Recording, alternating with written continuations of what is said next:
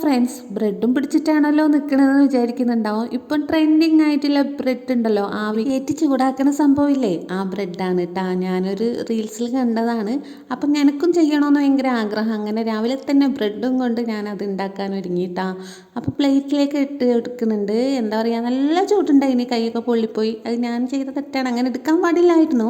അപ്പോൾ ഇന്നലെ നല്ല ബീഫ് കുറുമ ഉണ്ടാക്കിയിട്ടുണ്ടായിരുന്നു. അപ്പോൾ ഇന്നലെ ഉണ്ടാക്കിയതുകൊണ്ട് കഴിഞ്ഞിട്ടുണ്ടായിന്, ഇച്ചിരി ഉണ്ടായിട്ടു. അപ്പോൾ ഞാൻ വേഗം കുറച്ച് ചൂടുവെള്ളം ഒഴിച്ച് അഡ്ജസ്റ്റ് ആക്കി.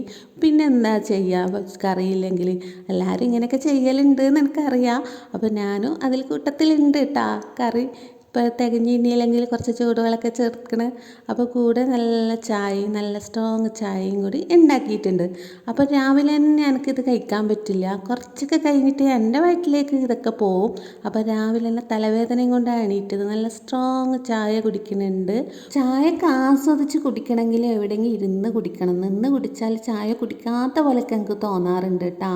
അപ്പോൾ അത് അപ്പുറത്ത് ഇരുന്നിട്ട് എൻ്റെ കെട്ടിയോൻ ഇങ്ങനെ ഭക്ഷണം കഴിച്ചുകൊണ്ട് നിൽക്കുകയാണ് കേട്ടോ. അപ്പം രസമുണ്ടൊക്കെ ചോദിച്ചപ്പം പറഞ്ഞു, ആ കുഴപ്പമില്ല എന്ന് പറഞ്ഞു. മോന് ഉച്ചക്കാണ് എക്സാം, അപ്പം മൂടിപ്പൊതിച്ച് ഉറങ്ങുന്നുണ്ട്. ഞങ്ങളെ കൂടെ തന്നെയാണ് ഓന് കിടത്താൻ. ഒറ്റയ്ക്ക് കിടക്കാൻ ഭയങ്കര പേടിയാണ് അതിന്. അങ്ങനെ അവർ ജോലിക്ക് പോകാൻ വേണ്ടിയിട്ട് റെഡിയായി. ഞാൻ ബാഗൊക്കെ എടുത്തു കൊടുത്തു കേട്ടോ.